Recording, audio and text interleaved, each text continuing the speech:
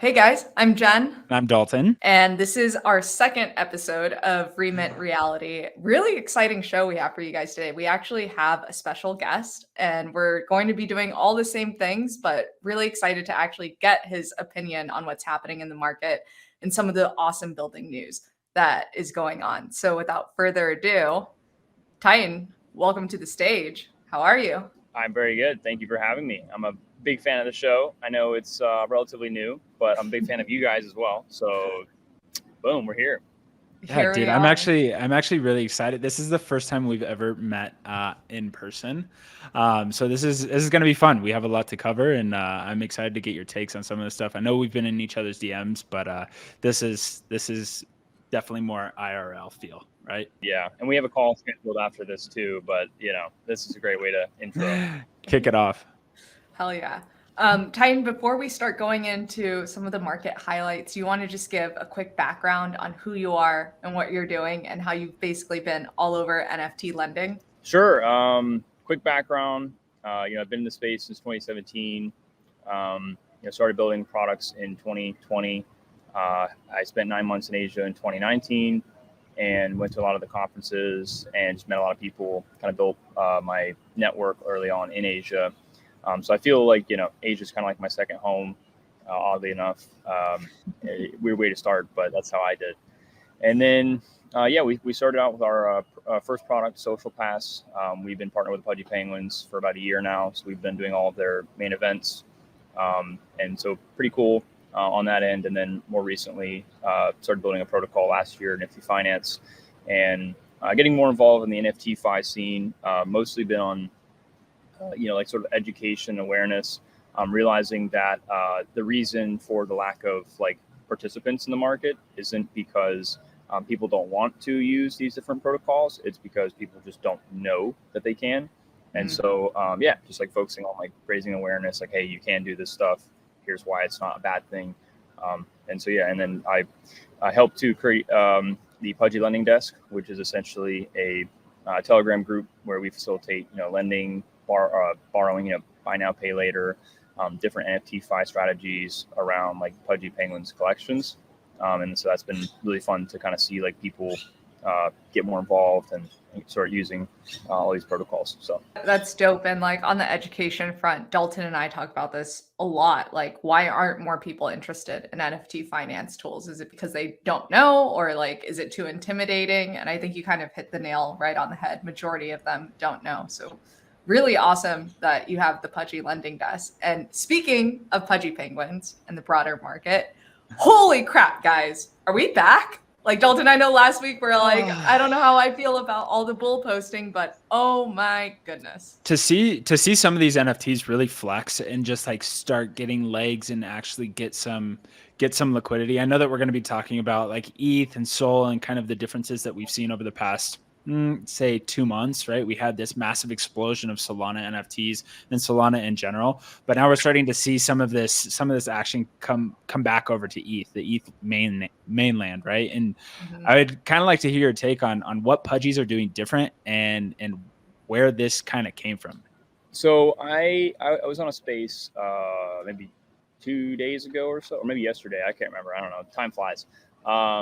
But it was Dancing Eddie's space. Great guy, by the way. He's doing something similar now to kind of raise awareness for a lot of the NFT Fi stuff that's going on. But we were talking about all the different factors for Pudgy Penguins specifically, and what we realized is, so I've talked to the team and had different conversations around NFT Fi and different sort of liquidity incentives and things like that. And usually the conversation was that they don't really want to be involved, at least from a sort of team perspective. Mm-hmm. And so that's kind of left the community to their own devices to kind of figure out how to add liquidity or raise awareness ourselves, which I think is a kind of a good and bad thing. But what it's done is it's definitely kind of like made things more organic. And then obviously on the other end, like what they're doing is they're just driving growth from a team perspective, from sort of executing, as a collection, as a company, which is all that's really required to be able to like really drive like speculative growth. And then on top of that, like people want more exposure, whether like directly or indirectly. And that's where I'm, trying to come in and try to like, sort of teach people that like, hey, if you do want more exposure because you like what the Pudgy Penguins are doing, here's how you can do it. And so one of the things that came up, for Lil Pudgy specifically is, people realizing that there's a sort of arbitrage gap between, Pudgy Penguins and the Lil Pudgies, based on sort of like ratios people are using from like Bored Apes and Mutant Apes, for example. And so a lot of the Lil Pudgy whales, were doing whatever they could to sort of get more Lil Pudgies. And so that drove a lot of growth, a lot of volume.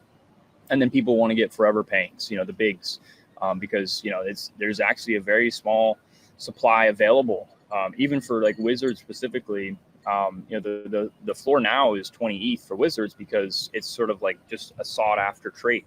And there's only like 180 or so in the collection. So just a lot of different factors. But I guess in general, like the collections, driving growth, and then everybody else just wants exposure. So there's a lot of different ways to do that now, and people are aware of it now. So they're starting to leverage it. So so I think that's main things. Do you think that, like, Art Basel is this week? There are a ton of people flying out. I know the Inner Igloo was just last weekend, but is this at all, this pump, similar to kind of like the same pump we saw with Azuki prior to the Vegas event? Does it feel like that for you as someone who's like really deep in the community? Or is this more like an accumulation of everything like Luca and team has done, and it's finally being recognized and realized? I think it's a little bit of both, right? It's a couple of different factors. So, coming from like a social pass angle, we've done a lot of these events for Pudgy Penguins. And we have seen, like, especially during ticketing windows for like Lil Pudgies, people would buy Lil Pudgies to be able to use as tickets. So they've been like buying, before it wasn't, so expensive, but, buying these Lil Pudgies for like 0.5 ETH, for example, as like tickets to these events, because they're really nice events. I mean, they're some of the best events in the space.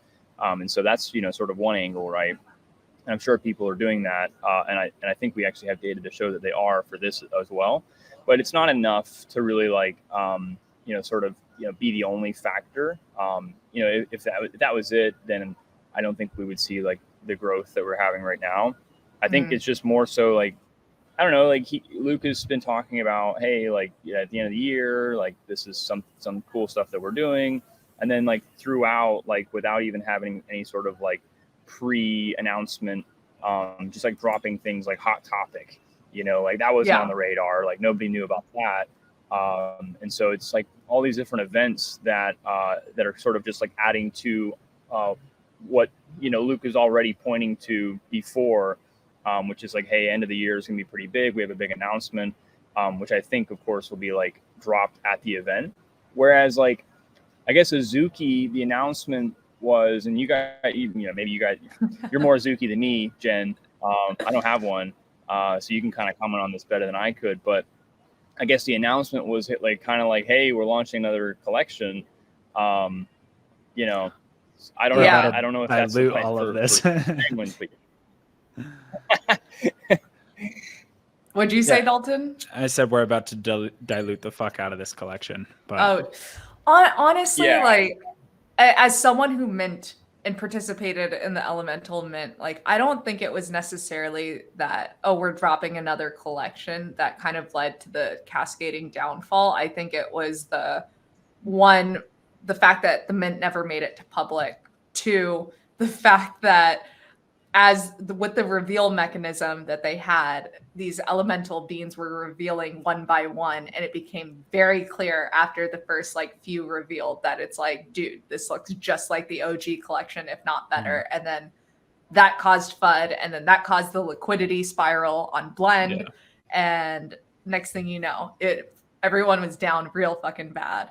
But I want to talk about Pudgies and NFT lending real quick, because I saw this pretty cool announcement from the Arcade team who, I know they launched their token. It's not tradable. It's not transferable yet, but they still have a point season happening on their platform. And so now it looks like if you're basically lending or borrowing against a Pudgy on Arcade, you get a 2.5x multiplier on that. And I think that's pretty cool for trying to onboard a new collection into the NFT Fi space. I agree. And I'm a big fan of Castro and the Arcade team in general. So I love it. This is one of those areas in the NFT lending space. I know Jen and I have spoken on this quite a bit before, but it feels very PvP. It feels very like us versus them, and we're not really focused on growing the pie. There are a couple teams that are kind of going outward and growing it, and I also understand that within the NFT ecosystem, there is only so far that you can go, right? There's only so many PFP collections that are over 5 ETH, right? Like maybe 4 or 5, right? There's not very many collections that you could go to and be like, okay, they have a shit ton of value. So there is this kind of PvP kind of aspect to NFT lending marketplaces, right? How do you feel like that is going to progress over the coming 12 months, especially as we kind of get into bull season? There's going to be more collections, more NFT collections that start pumping. There's going to be a little bit of a diversification here. Do we see collections, say, a la Pudgy's, going to Arcade more than, say, some other NFT lending platform? Do you think that we start seeing kind of collaborations and partnerships between these NFT collections? That's a great question. I know historically, like Pudgy Penguins, the team has been really like I said, standoffish on NFT Fi in general. I remember there was some scenarios like maybe 2022 or something where like people were getting liquidated, and I think that the team or the community like helped to make them whole again. Mm-hmm. And they just didn't want to like take a stance or even like educate because of that. And I'm sure like other collections, actually, they're starting to get interested because they see this as an opportunity, whereas some might see it as like, maybe not an opportunity, but something that could be detrimental to their community and collection. Like Sappy Seals, for example, like Wob, he actually has a DeFi background, and he is looking at all the different options, like finding ways to like increase liquidity for the collection, whether it's like, I'm sure he's looking at all options, including like Perps and other things that, will come online soon.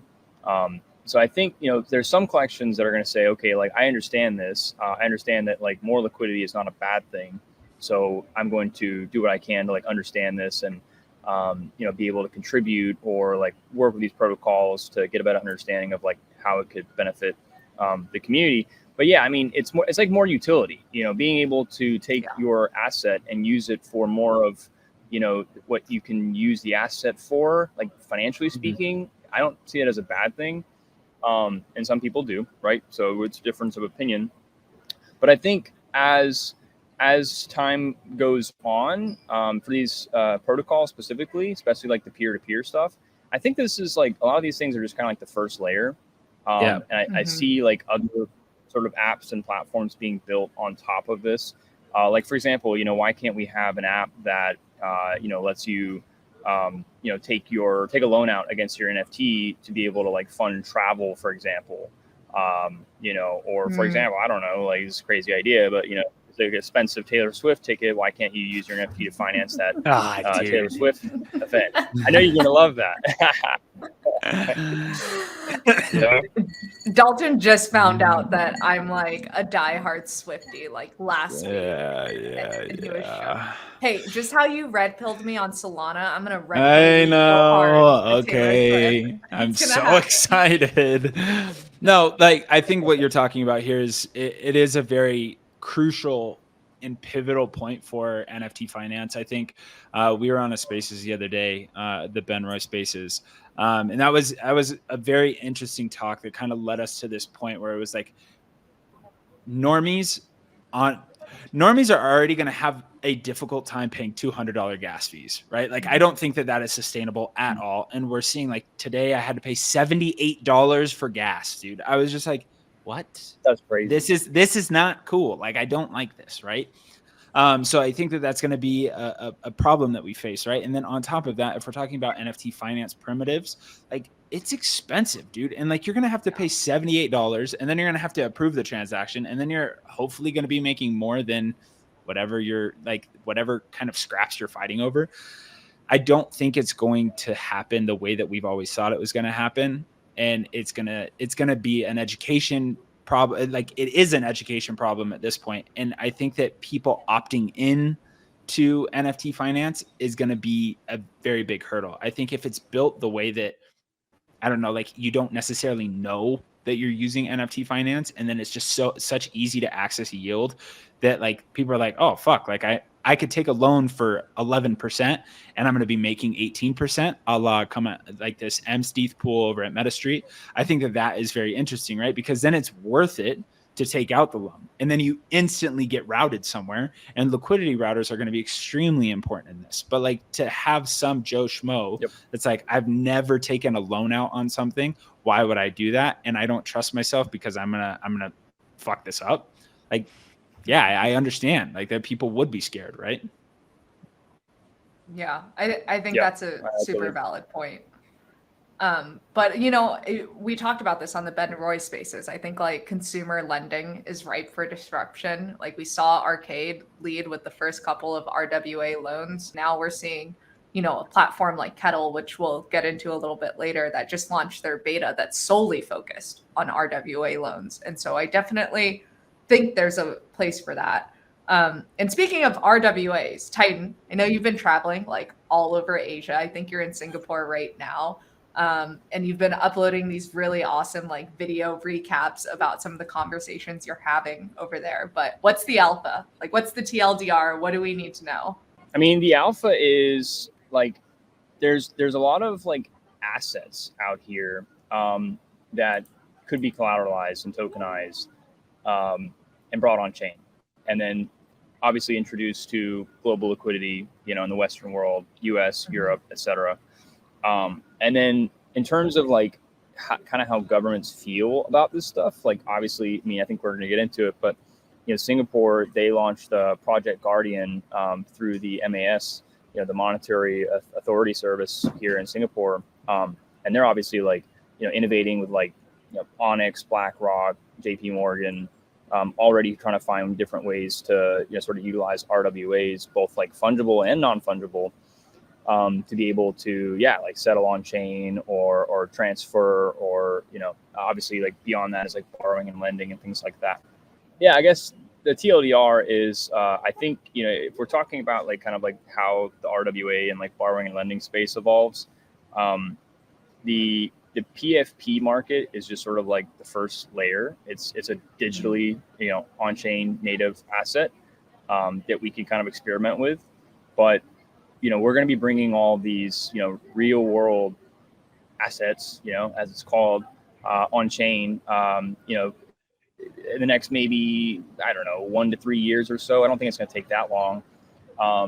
And so like Asia is kind of ripe for it because a lot of the governments are looking for like other opportunities to be able to like get global liquidity for stale assets, like real estate markets in Vietnam and Malaysia specifically. Like nobody can move them because there's just like a lack of liquidity in like the local region. But what if you could, sort of reach outside of that, to like Western markets to be able to like provide liquidity, and like, Dalton was saying, like route liquidity automatically, through, different like layer 2 applications, things like that, through like apps and things like that. That's really popular out here. So yeah, I think Asia is just like more free and flowing in terms of like regulations, and they'll probably produce a lot of the new collateral types. So it's funny that you say that, because I was looking at what Mass and JP Morgan and like AVAX was doing, and basically what I got from that announcement was Singapore, Onyx from JP Morgan, and I think it's like Apollo Global, I think is the name of the fund.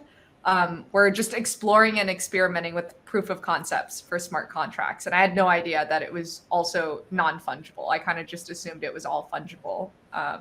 But it's really awesome to definitely see, to see traction there, like you said, because quite frankly, there haven't been that many countries that have come out and been like, hey, we're open to exploring this. We're going to check it out. Like, it's been a pretty slow moving needle. Okay, this is going to be my, I don't mean to be a Debbie Downer, and I know that we cover RWAs on this show all the time, but I think one of the areas that I'm a little worried about is similar to GameFi. Like, GameFi has been a thing for so long. They're like, GameFi, this is the cycle for GameFi, bro. And I'm like, okay, yeah, like this is a cycle for GameFi. And then Axie Infinity blows up, right? And then like everybody's like, GameFi is going to be it. And then like nothing else popped off, right? Like I think Atlas popped off, right? So then those two go, and they're going to be like, everybody's like, RWAs this time it's here, bro. And I'm like, I don't know if it's here yet. Like, I think that we're getting there and there's going to be some excitement, but like, there are so many legal hurdles that we have to go through. And I speak to teams that are working on RWAs all the time. Like I spoke with Parcel today. We're going to get into them later. Like I think real estate perps on chain is pretty badass. Like that's a easy way to kind of like Trojan horse the rest of or red pill the rest of the crypto community and be like, all right, cool. Like RWAs are here, but I don't think that we really are going to see the scale at which we're talking about these things. We're like, yeah, this is $1 trillion market. I'm like, yeah, it's $1 trillion market, just not yet. And it's going to take a long time to get there. I think if the Boston Global Research Group is right, we got like another 7 years, almost 6 years now that we're entering into 2024 here in a few weeks. Plenty of time. But like Dalton, I think you do bring up like a really valid point of like RWAs natively on chain like do not necessarily yield more than what the US Treasury is currently yielding at. And I think like those are the two stats that I see compared all the time. But I think as it matures and as regulatory like or regulations across various jurisdictions become clear, I think there is a clear path forward. But I agree with you. I don't necessarily think it's going to be the next 1 to 3 years. Sorry, Tytan. I know that was the number you threw out there, but I think we got a while to go. But it's going to be a freaking fun ride to watch. Yeah, no, I do agree with all that. I guess what I would say is there's a couple key points that that are interesting. I guess is there's like maybe two main factors that might speed up the process. One is access. You know, sort of making this yield that's in the real world more accessible and also composable. What I mean by that is like, you know, we're seeing different, you know, protocols sort of leverage stake ETH, for example, like Blast. They're doing it. They're saying, hey, like we're going to take, you know, people's TVL on our chain, and we're going to give you tokens in addition to getting yield from like stake ETH that, you know, already exists, right? And then sort of taking the yields from like these real world assets. And then once you just tokenize them, you can kind of like, you can build on top of that, right? Sort of building on top of the yield. And then, yeah, the other end is like the, you know, access to like global liquidity, right? So like if Southeast Asia wants to participate, you know, with treasury bills, I don't know where to start either, but if it's on chain, that's a good. So I think that's just two things, but I totally agree. The timelines, maybe it's longer. I mean, there's the alpha I was looking for from Asia right there. Like nice little bomb drop. Yeah. So with that said, let's move on to the builder news of the week. Let's do it. Let's do it. All right, guys, you know me. I'm an advisor for Kettle. I'm bullish on Kettle. Anyone that wants to talk to me about consumer crypto, I'm probably going to mention Kettle because I think what they're doing is just so incredible. But really exciting news. Today, they launched their beta after being in a closed alpha for 2 months. So I think to come onto mainnet with like 1.75 million in TVL and over $700,000 in active loans is pretty insane. So definitely keep an eye out here, especially if you're one of those folks that's super interested in like watch loans on like trading cards, comics, jewelry, all of that fun well stuff. See, this is one of those areas that I think, yes, I was being negative about saying like, okay, it's going to take a long fucking time to get here. This is one of those areas that is here, right? Like I think that this is going to be similar to how friend tech is like starting to show it's justifiable to build a social fi protocol now after friend tech and after a couple of these kind of popped off. I think that the watches and kind of bringing in normies, like similar to how Frontech and SocialFi will be able to onboard normies. I think this kind of pawn shoppy type movement that we're seeing out of some of these NFT lending platforms in 4K, like we definitely have to shout those guys out, like for all they're doing to push that space forward. But I think that we're going to see some really cool loans, and we're talking about composability, and we're about to talk about the SudoSwap loan from NFTY. But I think that like the composability that we see with RWAs and how these NFT lending marketplaces and how 4K protocol, how they kind of start integrating normies into like saying, hey, like you have some junk in your garage and you can send it to us. And yeah, there you go. Like, I think that it's going to be catchy and it's going to be newsworthy. Right. Well, and I think the other thing too, on the tokenization front, like love the 4K team, obviously I have chatted with them a lot, just given, you know, the work that they do with Kettle. But I also think like just tokenization as a service probably has a huge place in this space. I imagine that there are going to be like, I didn't realize this until like 2 months ago, but apparently if you have a lot of like physical assets that are worth something, it is totally normal to vault those assets and not hold them in your home. And so I can definitely see like a tokenization as a service play to people who are vaulting today of like, hey, your invoicing system is super fucking out of date. We can digitize this for you. We can make it immutable, et cetera. And then that easily integrates into lending platforms. And I think that's going to be like a massive B2B play. Now, Dalton, you mentioned NFTY and the SudoSwap loan. Let's talk about it. Yeah, so this is pretty cool. I think this is interesting because we're talking about composability. And what made this interesting to me was like taking a yield generating asset and then let it continue to generate yield as you're having like this, the capital efficiency to take the underlying capital and then go to use it elsewhere. I think that it's a small loan. It was like what, 1.14, 1.2, something like that. Yeah, like it's a small loan. It's only 30 days, 20% APR. But I think it's the principle of the thing here. Like it's a first. We're starting to see yield generating assets, on-chain yield generating assets, have the composability to be like it's a 721. It's a wrapped 721. So I think that this is the start of something interesting. It's not quite interesting yet, but like I think from where we go from here, it becomes an interesting conversation. Tytan, do you have any take on that?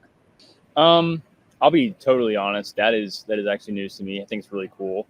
I may not have much commentary on that though. I think you guys might be better experts on that particular scenario. I probably should have done some research on that, but I can't offer much for it. I love that, dude. You're all good. Like that's the whole point of the show. We're breaking news. We're breaking news in NFTY. Dalton, I think what was interesting for me on the SudoSwap loan is like this rise and emergence of like financial NFTs. I think like Uniswap v3 liquidity positions are one example of it, but now having these SudoSwap pools that can get wrapped into NFTs and then like further composed is another. Like I'm thinking like digitally, or I guess I should say like Web3 native financial assets. And that's like exactly what that SudoSwap pool is. And so to see some lending against that is pretty insane. We'll see. And we talked about this last week, talking about NFT AMMs, and on ETH, it's not a thing yet, right? Like NFT AMMs are such a tiny percentage of day-to-day ETH NFT transactions. On Solana, that's not the case. Like I bought a Solana NFT on an NFT AMM today because it's so well integrated into Tensor and Magic Eden for that matter, that like it just shows up. It looks the exact same. Like it says expand pool, and that's the only difference, right? So like I bought from an NFT AMM and it was super easy.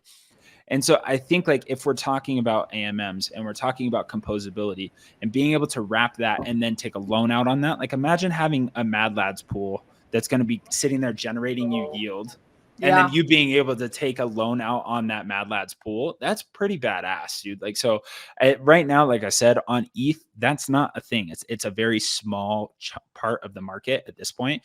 But on Solana, in the last month, 20% of Solana NFT volume has gone through Solana NFT AMMs.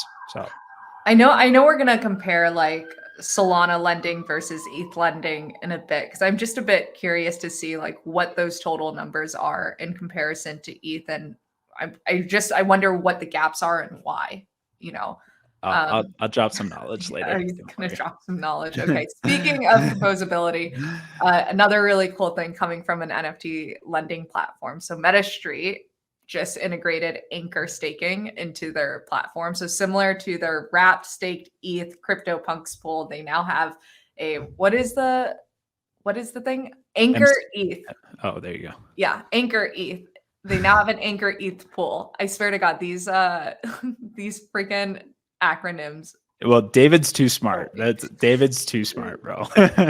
Seriously. So this is pretty cool.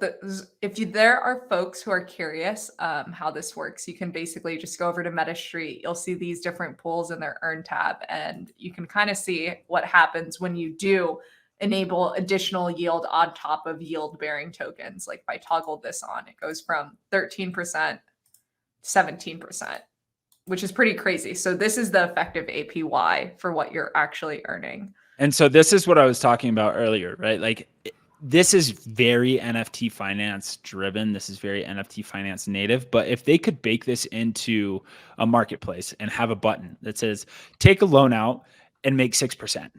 Like then all of a sudden punk holders would be like, oh fuck, I'll make 6%. And the 6% is in staked ETH. Like that is where it becomes interesting. And I would like to see that for all collections, not just punks. But then at the same time, like it's tough, right? Because of the volatility. Yeah, I was gonna say, like, we have to talk about the collateral. Yeah, like the collateral quality. Like if that's different class for sure. 100%. But it is cool that those guys are building that. Absolutely. Tytan, you mentioned this a little bit, and then I think we might have mentioned it at the top of the show, but NFT perps, guys, are heating the fuck up. Like, I feel like just in like the last week and a half alone, I've seen like 7 different announcements related to NFT perps. So have you guys heard of Hyperliquid before? I have, but I can't say that I know too much about them, but I've seen them around. Yeah, because I just learned about them like last week when we were chatting about this in the NFT Illuminati chat. So basically, Hyperliquid perpetual futures DEX, and they have their own blockchain where all of this transacting is going on. And I was actually looking at the protocol, and there's like a lot of volume on it. When did this happen? Like a week ago, they create this index for NFT perps, and the index is made up of like Bored Apes, Mune Apes, Azuki, D-Gods, Pudgy Penguins, and Miladies. You know, I don't know if I would necessarily consider all of those blue chips. And like, quite frankly, I would probably, if I were to rank the collateral quality, like I kind of put a lot of those collections in like a tier 2 collateral quality, whereas like tier 1 is like squiggles, autoglyphs, punks, things that, you know, have a little bit more of a proven track record. But I thought that this was interesting. In addition to that, on the perps front, you know, Wasabi just launched perps on testnet, and they're integrating with flooring protocol. Dalton, do you have thoughts on this? I know you're pretty big on flooring. First off, I'm going to ignore the fact that you were talking shit on D-Gods. So that's fine. Yeah, that's right. I'm like, you know what? Hey. The holders are happy. The holders are happy. That's all that matters.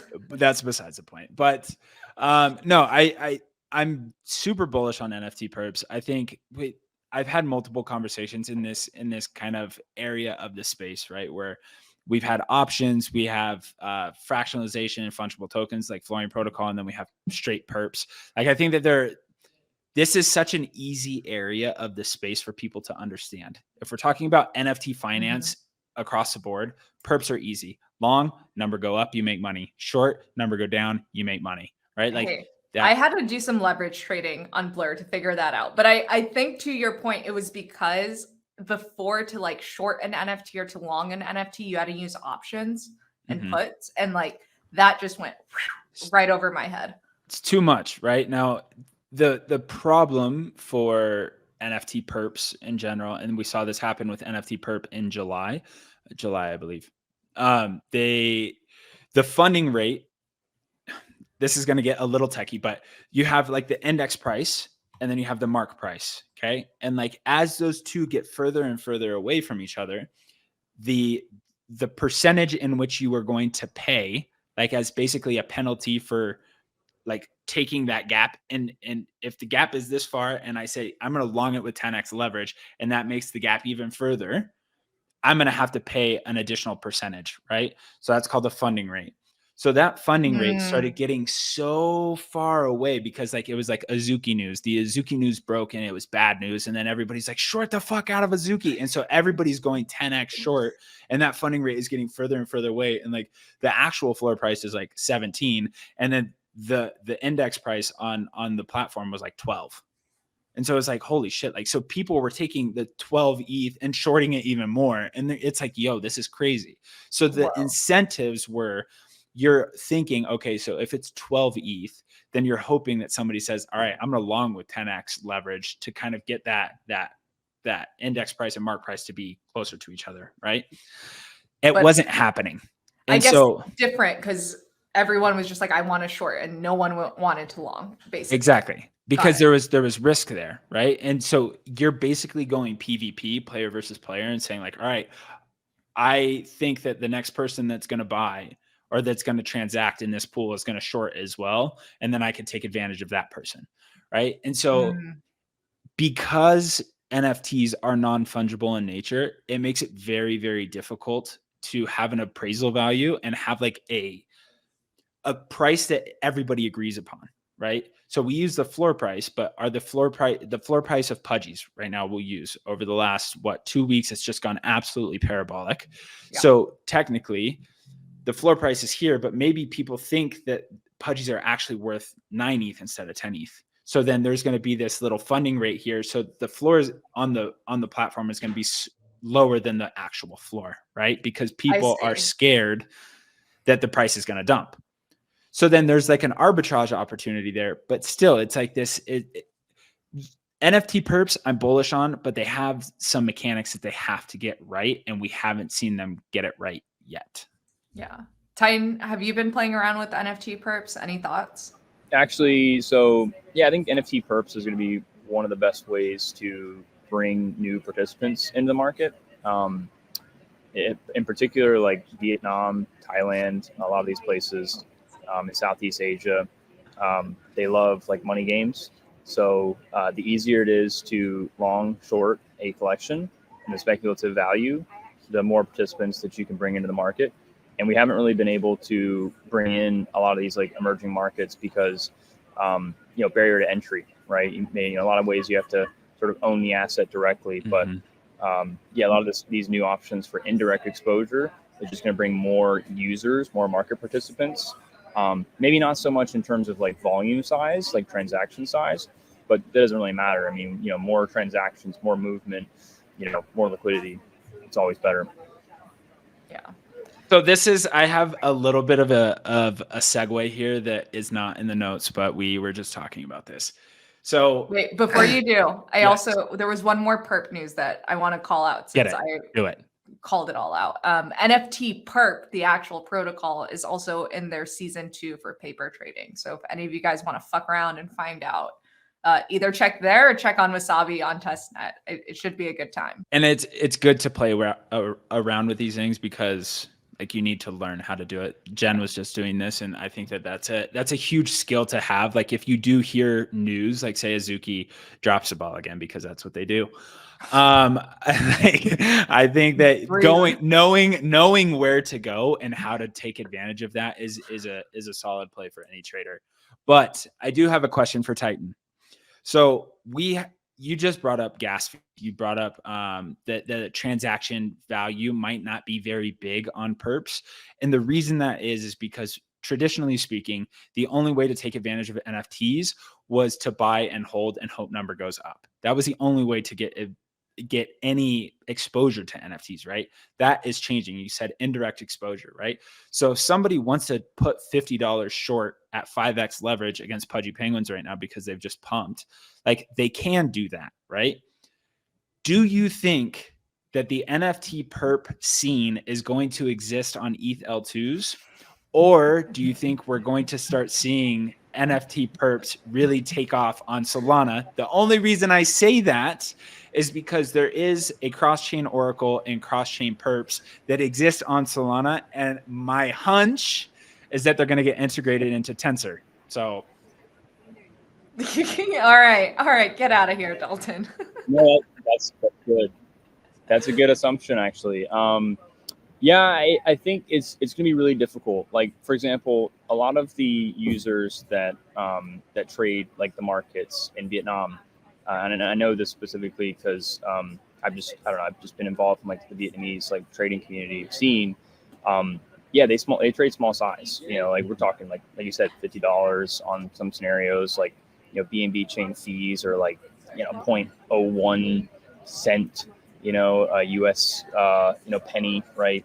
And so, yeah, I mean, without like these layer twos or like Solana, for example, it's going to be really difficult to bring those new market participants in because they're not going to trade, you know, a $30 gas fee or $70 gas fee on ETH. It's just not going to happen. Well, and I paid $7 gas fees on Arbitrum. And I was like, dude, what the fuck? Like, I don't want to pay $7, dude. Like, that it was ridiculous. And I was like, okay, this is stupid now. Like, yes, $7 is what we should be paying on ETH mainnet, but that's not the case, right? And so this is the only the blast news saying like, okay, institutional level liquidity for NFTs. How are institutions going to get institutional level liquidity? Through perps. That's going to be how they do it, right? And now if we're talking perps, like maybe institutions don't care about paying gas fees, but for retail, we do. And so this is where I think that there is an opportunity to see cross-chain perps actually be a thing that people use, because gas fees on Solana are not even pennies, right? Like I think that and we're starting to see this infrastructure. We lacked infrastructure before. We are starting to see that infrastructure happen, like Phantom Wallet, instant cross-chain swaps. I just used it for the first time today, and I was like, holy shit, that was easy, right? And so to take advantage of some of these infrastructural plays that are starting to happen, I think I don't know. I'm a Sol Maxi and I'm bullish on it, so that's why I'm saying this. But I can also see that, like you said, somebody doesn't want to pay $7 gas fees to put through a $50 transaction. Are there any chains? Oh, go ahead. Go ahead. I was going to ask you, are there any chains in particular that you see the Asian community like transacting on a ton? Is it BSC, or are they also? Yeah, it's BNB chain. It still is. Like Arbitrum is still not that popular here. Like I know Vietnam specifically, it's like big on BNB chain. Maybe because Binance came in, you know, early on, you know, through the exchange, and it was the cheapest chain, you know, to transact on, and it relatively reliable actually. So I think BNB chain a lot of times is kind of slept on, but like a lot of these Southeast Asia communities, like they use it, and so I think, you know, maybe NFTs start blowing up on there, maybe, especially with like sort of like the new regime change at Binance. That's going to be interesting. But I think, you know, if Solana becomes more prominent here, and there, by the way, there's some Solana hacker houses here in Singapore, so they're trying to like make moves here. Then it's possible they could kind of like take the top spot there. So yeah, I mean, it's sort of like up for the taking. You know, whoever's got the cheapest chain, the best, easiest to use. But Solana, yeah, definitely. I like it a lot, so I'm bullish. Dude, you're singing music into Dalton's ears right now. Look at that grin, ear to ear grin. Like it's funny. I actually, my first like DeFi trade was on BNB chain, and I kind of always viewed BNB chain. No offense to the builders over there. It's been a while since I've checked any like actual protocols out, but like, dude, shitcoin season in like 2021, 2022 was popping on BNB chain. I've never put through a transaction on BNB. It's like, it's so chill. If you it's quick and cheap. It's really cheap, insanely cheap. Yeah, exactly. Yeah. It was like definitely eye-opening when I started transacting on ETH, and I was like, I'm paying how much?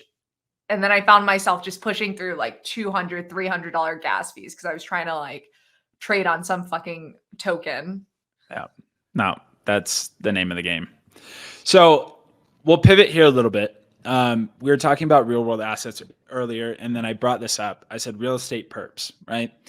Parcel is a team. They just so happen to build on Solana. I don't know why. I'm just kidding. But they build on Solana. They've been around for about 2 years now. And they recently, I believe 3 weeks ago, put out their V3.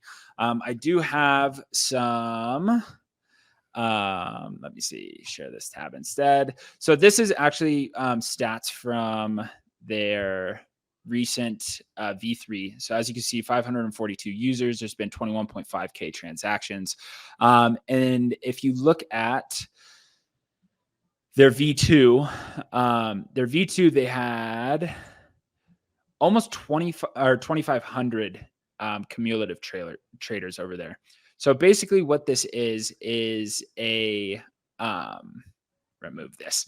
So basically what this is real estate perps. They take the median, I don't know if it's the median square footage price per market that they have. I think they have 6 markets open right now. They're going to have 13 by by Q2 of next year.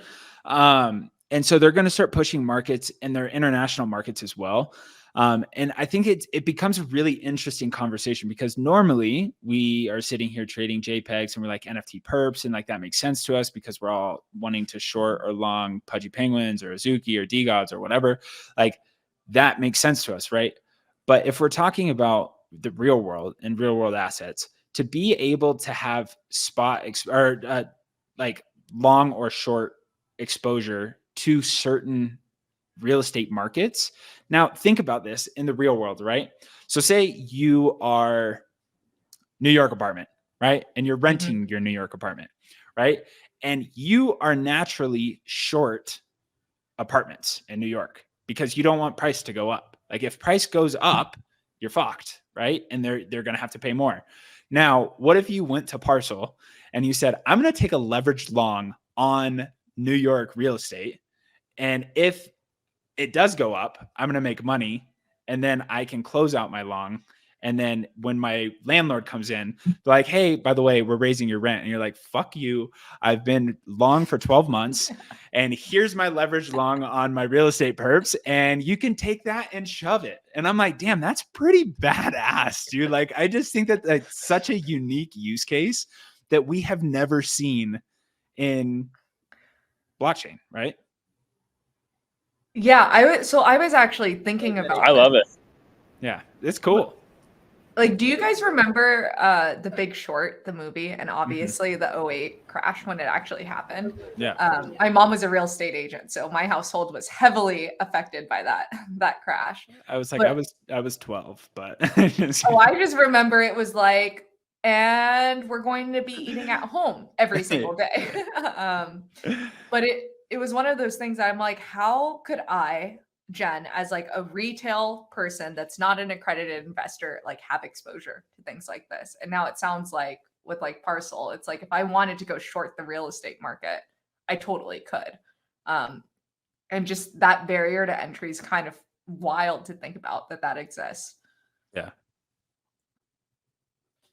Titan, how you feel about it? Yeah, I mean, essentially, it's kind of going back to what I was saying about RWAs in general, which is like access, right? You know, we're just lowering the barrier to entry for people to be able to like participate in these markets. So like Parcel, like what they're doing is saying, hey, like you have access now. You can long, short, and trade markets. Whereas like before, like you couldn't. You didn't have the ability to hedge. So now we can.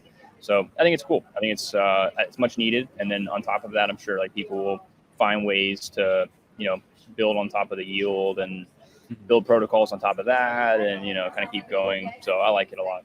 Yeah, no, I think it's cool. And the fact that they have 1.1 million in TVL and they have over 150K in open interest, I'm like, dude, that's badass, dude. Like that's actual volume going through something that is not NFT related at all. If you wanted to get, go ahead. Where does the TVL come from? Oh, give me a sec. Is that based off of like the open assets that they have currently? I know that they have an NFT. I don't know if like there's like staked NFTs to have like leverage or something like that, like maybe that could be it. I'll have to look into it again. I'm going to have another conversation with the team because those guys dude, I had a great time chatting with them. And I know that they have their NFT. It's called Parcel Homeowners Association. And they're like little houses of like, there's like New York houses, LA houses, and Miami houses. So I don't know. Look, we've seen other perp platforms do airdrops. I don't know. Like, I think it's worth kind of messing around with this, especially if you want some exposure to RWAs. Yeah. The NFTs are super cheap. They're at like 1.8 or 2 Sol. So it's like, I might as well like snag a few of them. I don't know. I don't have any. I minted 3 of them like 18 months ago, and I sold them for a Sol each. And that was that. So just something. Some War Daddy Alpha, okay? Just take it. Yes, but none of this is financial advice. We are just talking about what's happening in the market. This is all educational. It's a joke. It's a joke. It's a joke. Yeah. Look at Tytan. Yeah. All right. I mean, we're just about to approach the end, but Tytan, it's a meme. Oh my God. But before we do, Tytan, I know you and Chris from Snow Genesis put together this awesome landscape. I think, how often do you guys do this? Like quarterly? I feel like this gets updated pretty frequently. I'd say probably every, 3 to 5 months or so. Maybe like every 3 months or so. Actually, we're dropping V3 within the next few days here before Art Basel, so stay tuned. Let's go. I'm looking forward to it. I particularly love these landscapes on the NFT Fi side of things because, like, I think one, the NFT finance vertical does not have nearly as much attention or traction as it should, considering how powerful it is. And 2, it's incredible how much money has been transacted across NFT finance protocols. And when you kind of look at it in like that 30,000 foot view, there's only a handful of builders here. It's not a massive category or vertical, which is kind of crazy to me. Yeah, no, I think that is spot on. Like, we have so many different builders that are attacking different problems that we're seeing in the space. Now, if only they could deal with gas prices, but that's besides the point. But I think it's a huge headache for these guys, right? Like, it's hard to say like, hey, you can make 4%, but you're going to have to pay a $35 gas fee. Now, I hope that we can see some type of composability, or even if it's wrapped NFTs going to Blast or something like that. And I know I have spoke with a few builders that have spoken with Blast, and they said that the conversations have all been positive. I haven't heard of any builder been turned away at this point. So like, obviously we're talking about Blast being a multi-sig and they don't even have an L2 yet. So like, we'll see what happens like when the L2 is actually here, but it seems like they're being pretty inviting towards builders that are on ETH mainnet or within the NFTFi space going over to Blast. So we'll see what happens there. I mean, that's so good to hear, because I think like when we all saw Blast come out and saw that obviously, you know, the next product that's coming is NFT Perps on Blast, I think there was a lot of hesitation of like, you know, Blur traditionally and historically has been a black box for builders. And it's like, are we going to see that same type of approach with Blast? But good to know. Tytan, have you spoken with the Blast team? No, actually, Blur and Blast teams are a bit difficult to get a hold of, I guess. It's weird because they don't really build around like any of the other NFT5 protocols. I think it's because they have these sort of like, you know, in a sense, walled gardens. Their focus, I guess, is just on like what they build. And I've gotten the same feedback from other people as well, saying like they don't necessarily kind of build or let other people build on top of what they have. Maybe that's just what they're doing for right now. Maybe we'll see a change with Blast, but yeah, I haven't really spoke to them, to be honest. It seems like the kind of feedback I was getting from teams. So I've spoken with 3 or 4 teams that have spoken with the Blur and Blast teams, and the general consensus is that Blast is building an ETH L2, and there's so much money to be had within the ETH L2 space that they aren't worried about these tiny tiny little gains, right? They're trying to build an actual ETH L2 here. They don't care if somebody takes a small win, right? They're like, all right, Yeah. cool. We're gonna have bigger fish to fry at this point. We'll see what happens. So hopefully, because I have the same fear, right? Like they're probably going to point guns at Arbitrum and Optimism. And they're going to be like, hey, no, we are the new guy in town, and we're gonna rob everybody of liquidity. But we'll see what happens. Yeah. I mean, one, again, really glad that you were able to get that little bit of insight from some of the builders. And two, really excited to see what folks end up doing.